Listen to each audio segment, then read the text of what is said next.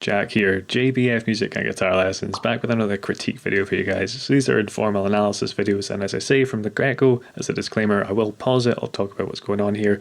So if you want someone who's just going to kind of react or not really comment much on what's happening, this probably isn't for you. If on the other hand you want a bit of insight, maybe a bit of the music theory and what's going on in terms of musicianship, then stick around. On that note, I will break down some of these concepts with my guitar in hand, which you can get to with the aptly named timestamp called Licks, Concepts and Ideas. If you want to see more of this kind of thing, do the subscribe and enable all notifications. If you enjoy it, then please do let me know with a like and a comment. If you dislike it, feel more than free to smash the dislike button. But as always, if you can let me know what you don't like, I can take it on board and I can at least try and do something about it. I've covered some Band-Maid songs before, which you can check out with the eye out there. And again, just a shout out to Tiny Hat for introducing me to this band. Thank you, sir. And again, a big thank you to everyone else who's taken the time out of their days to watch these videos. I really appreciate it. They seem to have a fantastic fan base, and hopefully I can contribute towards that and do something somewhat worthwhile here. So I'm slowly but surely working my way through the most recommended songs. The next one on the list here I think was Thriller. I had the most suggestions for that. But as always, if you've got suggestions for things you think I should check out, fire them in the comments. Far too much talking from me. Let's listen to these ladies rip it up again, probably. I'm assuming, unless you guys have led me astray here.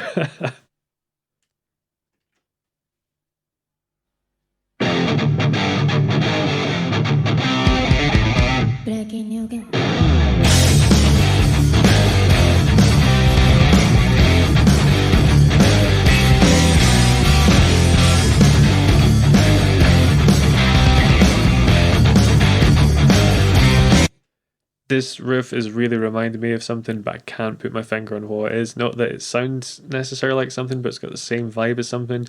It's not Pantera, but I think it's in that vein. This is going to bug me halfway through the video, or like 5 days from now, I'll wake up in the middle of the night and I'll be like, that's what it was.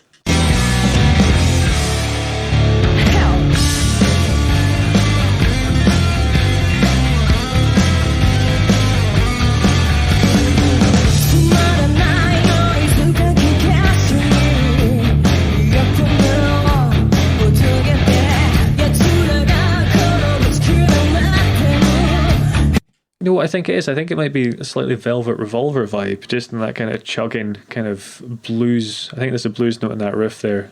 Maybe that.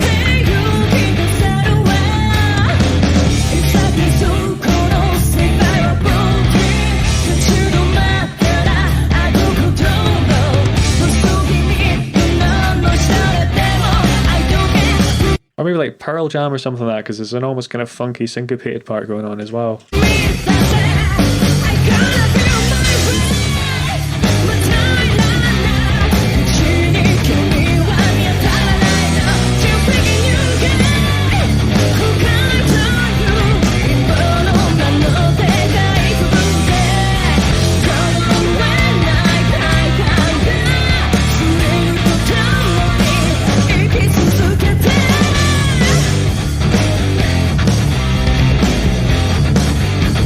Yeah, this is cool. This is like a big kind of chunky kind of, it's not pub rock, it's a bit heavier than that, but it's got that kind of mid-tempo kind of pace going on. It's pretty cool.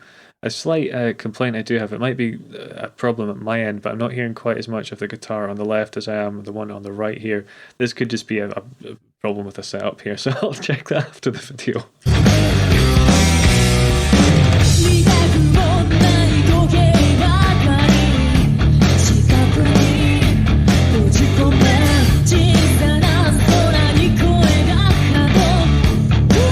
Can't hear the guitar because they're not playing. Okay, fantastic. That makes more sense. It's a testament to how tightly the guitars and the bassists they're playing here, that they're locked in well enough that I just assumed there was another guitar filling out the sound. Brilliant.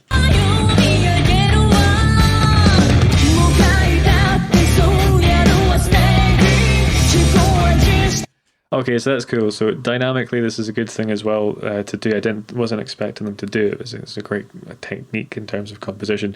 You have a guitar drop out for the verse, and then you have it come in maybe the pre-chorus or the chorus, and it just makes things that much bigger when it all kicks in. It's the sort of thing that is much more effective live, because when we listen to music, it tends to be somewhat compressed. So the quiet things are made louder, the louder things are made quiet, just as part of the mastering process. Particularly if you're listening to it, you know, through like a phone or through kind of small speakers, everything will be more compressed. And it is If you overcompress something, it sounds bad, but compression in general is kind of a good thing if you're watching like a film or something on your, kind of small speakers and you don't want massive discrepancies between volume.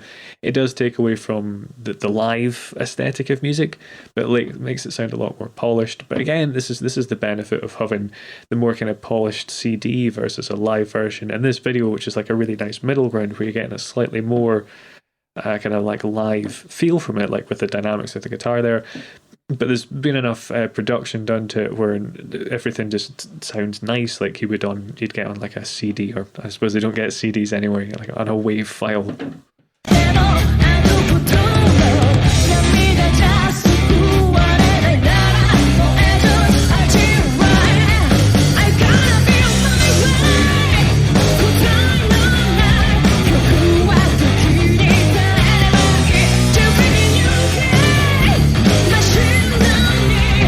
It might be Skid Row that it's reminded me of a bit as well. I mean, it's a testament to the song. It's making me think of all these kind of bands that have got really great songs as well.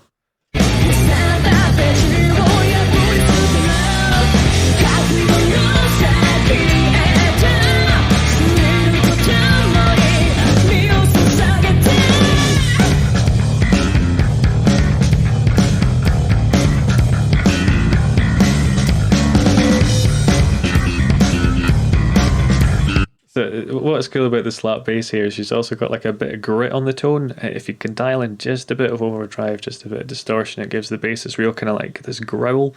So that's what's going on there. Was the kind of funk players will use more compression to get that really kind of bright sound. She's going for a kind of slightly darker one. It's working really well in the context here.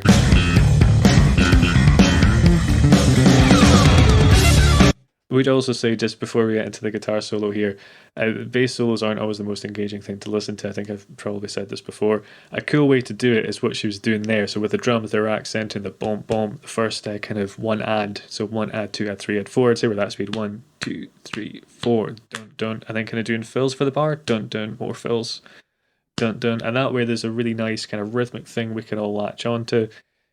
Going with the drums and bass locking together is just brilliant. That's where the magic happens in a band, is when the rhythm sections gelled in together, and then you can use the rest of the bar to kind of show off and do some more kind of melody stuff. But let's crack into this solo here.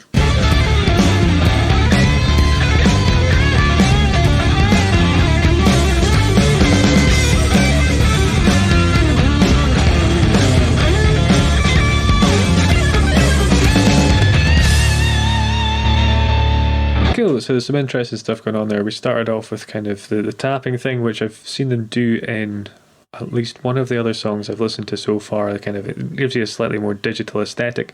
There's a bit of what I think was Dorian or possibly Dorian blues, which again, if you kind of think like a kind of Skid Row sort of sound, or maybe even Paul Gilbert or Dimebag Daryl, I don't know, Pantera, I don't know what the crossover is between these fan bases, but is this kind of like it's bluesy, but it's a bit kind of more modern. It's got a bit of edge to it as well. So some nice lights going on there.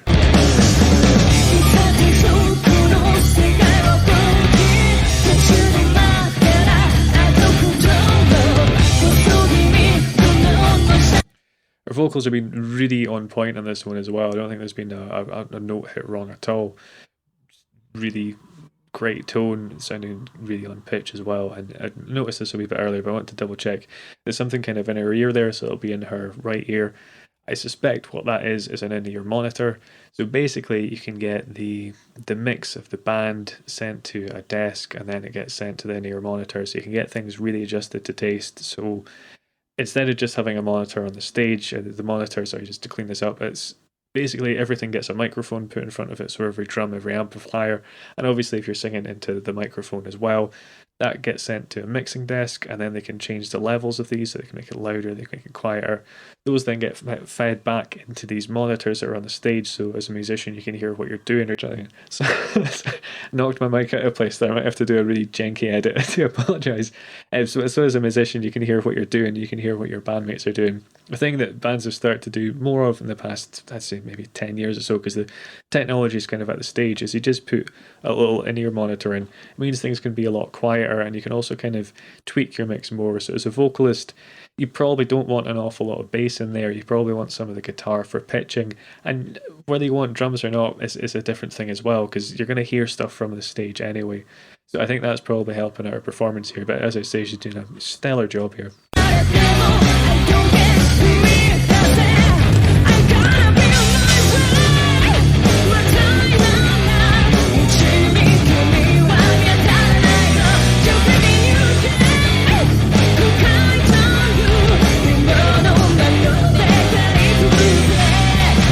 I'm pretty sure it was Skid Row that it was reminding me of, because it's got that same kind of swagger that Skid Row had. It is a testament to the songwriting as well, that the ones I've listened to so far have been different enough, but still cohesive in the same sort of, that they sound from the same band.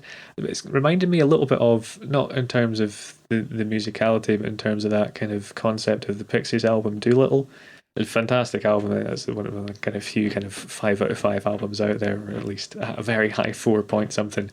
Every song sounds very much like the Pixies, but if you put the album on from start to finish, there's like, here's a pop song, here's a kind of dirty alt rock one, here's a kind of surf song, here's one with some slide guitar in it that's almost kind of country and western, and here's something that's a bit more experimental. You know what I mean? It's this the cohesion of having the same band doing it, but enough variation between the songs that is really engaging to listen to.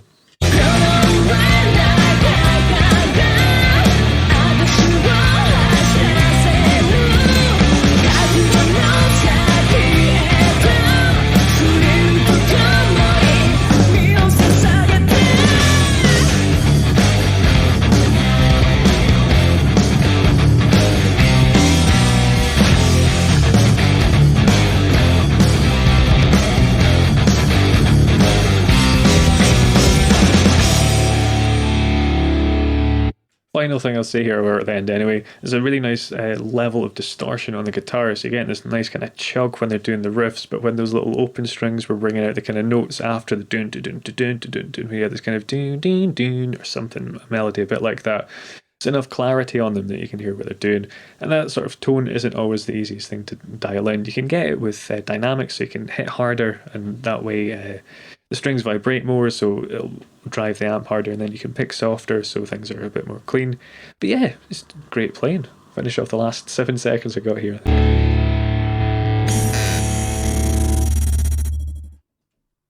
Cool, yeah, yet another one that I enjoyed. I'm beginning to believe you when they say they don't have bad songs, just different ones. Really quite different in that it's not as harmonically or kind of rhythmically complex or dense as the other stuff I've listened to, but just really more focused and intent on kind of this nice chugging riff that they had. Cool, so like always, I'm going to grab my guitar, I'm going to break down some of the concepts that went on there.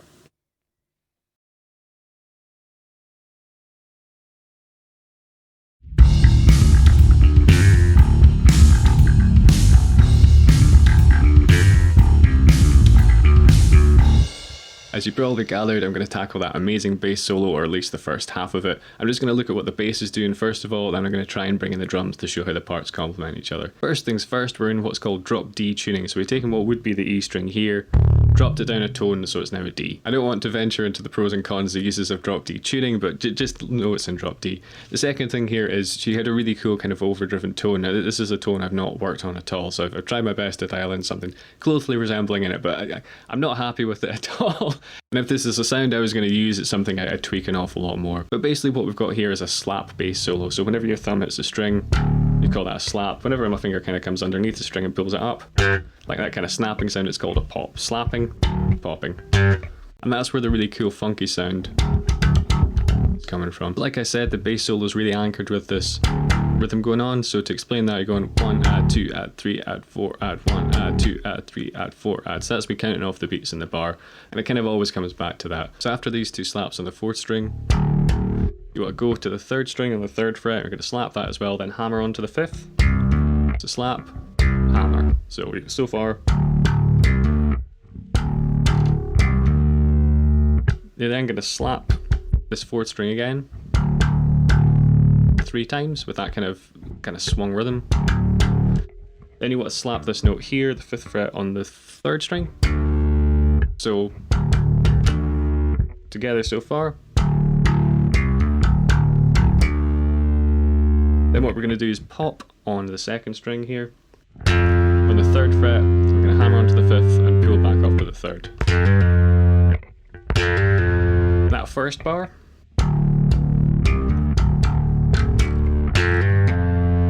Right, that is the backbone of the solo. It's kind of variations on this idea. In fact, the third bar is identical to that. But what a really cool thing she does is kind of varies it a bit to keep it interesting. So for example, in the second bar, we've got... So it's very similar in terms of the notes, in terms of the rhythm, but it's changed just a wee bit enough to keep it interesting. But to break that down, we've got the fabled one-add slaps to start off with. This same idea where we're slapping on the 3rd fret on the 4th string and hammering on.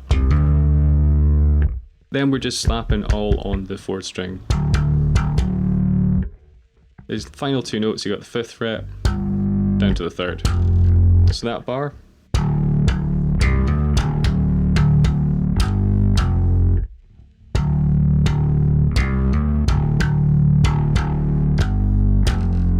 Bar 3, like I said, is just a repeat of bar 1, so you've got the same.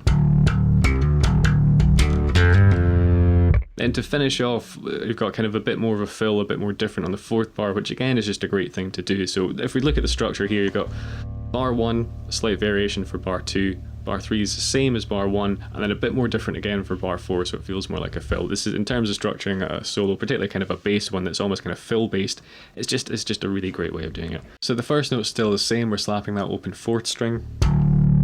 You then want to go to the 3rd fret on the 3rd string and you're slapping that twice. Then going to hammer on to the 5th fret, pull off to the 3rd, and then pull off to the open. So that move you got...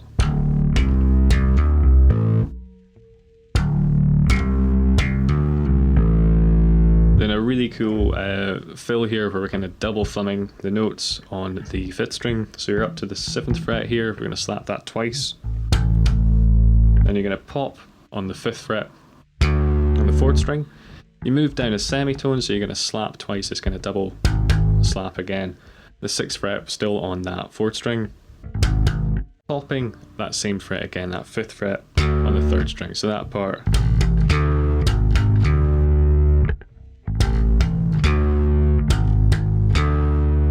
That bar from the start you've got.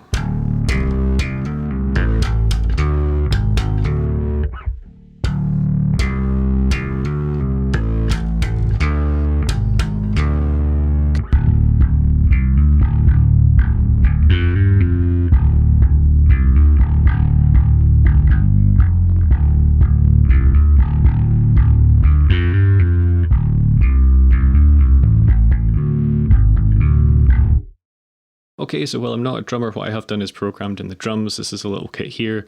So hopefully I can explain a little bit about what's going on. This one here is the kick drum. Hopefully you can hear that doing like a kind of big bassy noise. We've got here the snare, and kind of cracking sound. You've got your kind of crash cymbals here. So you'll use those at like the start of the bar to kind of let people know something's happening. And this one here is called a ride cymbal. And that's kind of what the beat's held down on. You'll hear this kind of going like that, just keeping it steady. The funky kind of grooviness is coming from the kick drum and from the snare. So I'm just going to get the beat playing now and we'll listen to the drums together and independently, and you can hopefully kind of hear how that's going to work with the bass.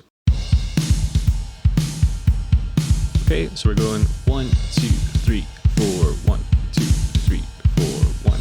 So you can hear that crash cymbals coming on at kind of at the start of the bass solo, the kind of the new phrase, if you want to think of it that way. So if we go to the mixer, we can listen to the drums independently. If we listen to the kick drum, so we'd have 1, 2, 3, 4, 1, 2, 3, 4, 1, 2, 3, 4, 1, 2, 3, 4. So you can hear it's a pretty groovy rhythm, right? Back to the full kit. 2, 3, 4. The snare is accenting the kind of normal beats. 3, 4, 1, 2, 3, 4. So that's on the beats 2 and 4. We can listen to that by itself. Well, I put in a slight ghost note here. I did try my best to emulate the kind of funky, groovy style she has in her drumming, but when you're programming drums, it's never the same as a good drummer. A good drummer is always going to be much better than programmed drums. And the other thing I kind of mentioned was the ride cymbal. So we go to the overheads. You can hear this really faint, kind of high, sizzly sound, and that just kind of keeps the tempo, really keeps the time. Gives it a wee bit of a kind of subtle groove. The ride cymbal's a really good one to use if you want to keep a little bit kind of sizzle in there, but without it overpowering. And back to the full beat.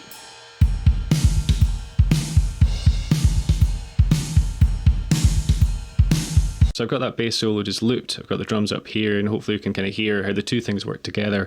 I'll isolate some of the drums like the kick as well, so you can hear how they kind of lock in and complement each other in terms of the rhythm.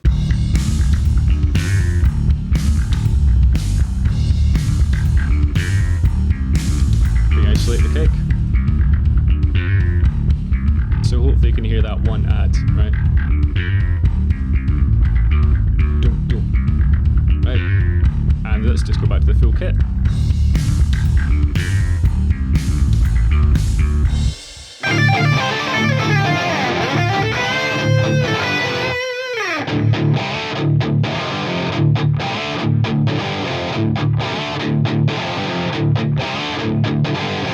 I'm going to break down the rhythm guitar part first, and if you just listen to that bass solo bit, you probably heard quite a similarity between the parts. So we've got this, which if I kind of slap on guitar, it's going to sound awful, but to kind of show the point, you've got the...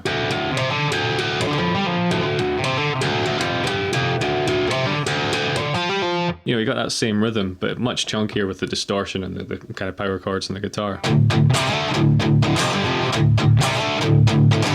So to break down what's happening there, we're in drop D again, so this low string here has been dropped down to a D from an E. You're doing two palm muted chugs. And basically the two low open strings, open D as well, that one if you want to do that. Then you're going to slide a power chord up here in tones. It's a C to a D. You've got the third fret on the A, fifth fret on the D, just sliding that up. So it becomes 5 and 7 here. So chug, chug, slide. Then we got some more pan muted chugs on the open strings. So you'll...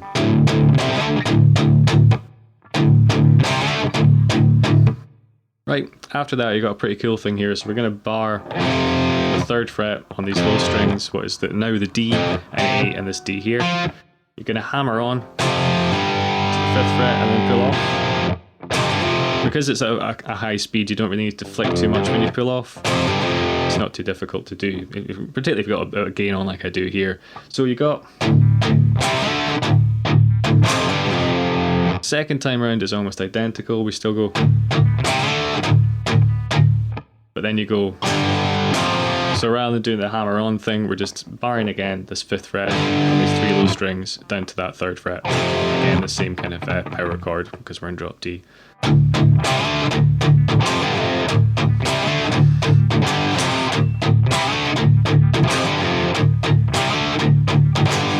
And again, you just want to palm mute the kind of parts you're chugging, lift up your palm to let the slides, the hammers, and those two chords ring out a bit more and just make it a bit more vibrant.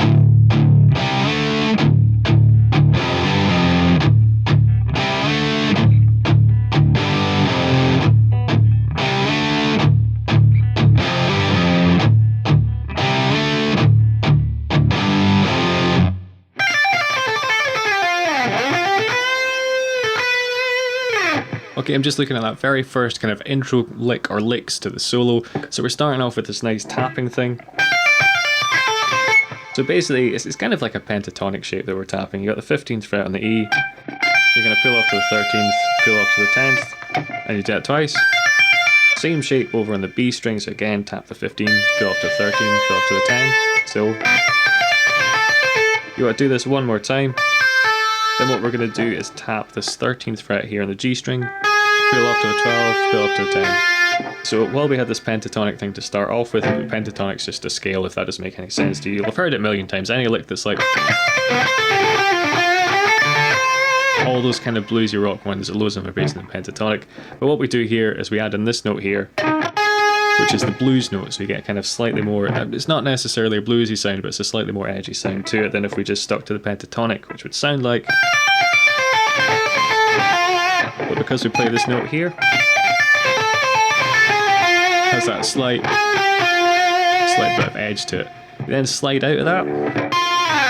In fact, you know what, let's do that a bit more slowly.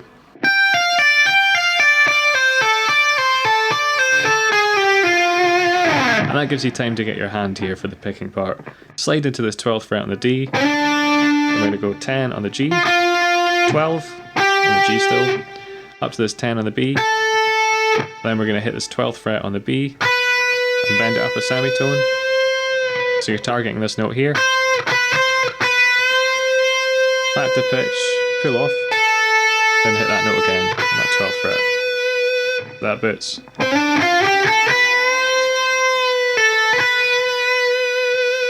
Okay, and I'm just going to slow that lick down for good measure.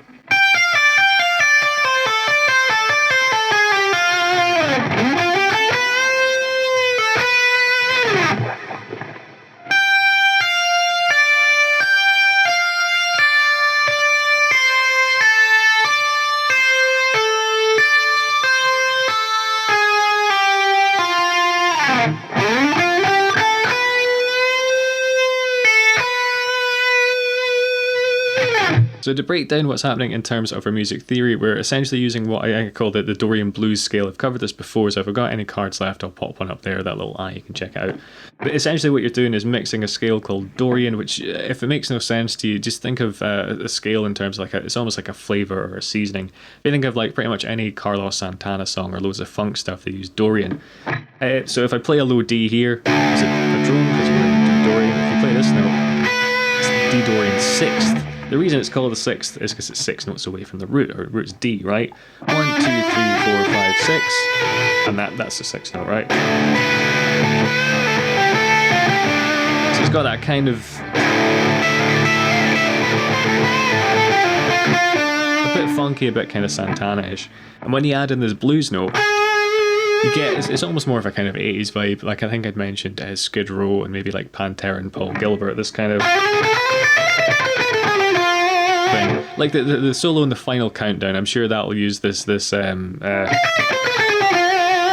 as well. It's just kind of a bit hair metal, but also kind of bluesy as well. It's a pretty diverse scale, and it just has a bit more edge than a lot of kind of standard rock scales. And because the solo's over a riff,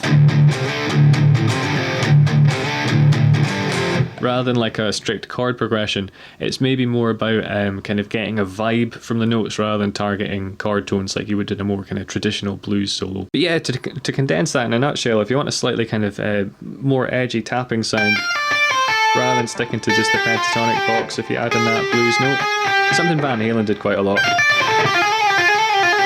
You're going to get a bit more tension to it. If you're playing in a minor key like D minor, provided it's not anchored in the Aeolian or Phrygian mode. If this sounds like nonsense to you, I apologise. But again, they're just flavours. You'll know them by ear. It's just putting a name to a sound. But if you want that kind of funky thing, a Dorian and Dorian blues are great to lean into. And again, as I say, bending the 6th up to the flat 7th is instant Dorian. That's really Dorian's money note. So, and to wrap that all up, this is a really handy Dorian blues scale to have under your fingers. You're going 13 to 12 to 10 on the high E string, exactly the same thing on the B and the G. You're just going to go 12 to 10 on the D, you're going to 12, 11, 10 on the A, and because we're in drop D, I'm just going to be playing that 12th fret, which is now a D. So you've got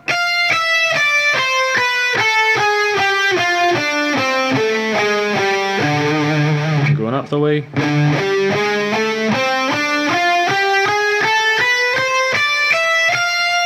And if you want that real funky sound, this semitone bend on the 12th fret up to the 13th and the B string is going to do it. Hang into this note quite a bit if you want more tension.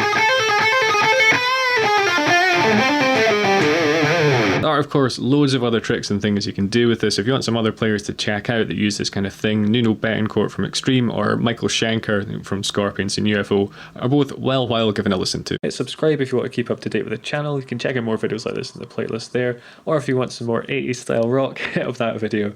Take it easy, guys. Have a good one.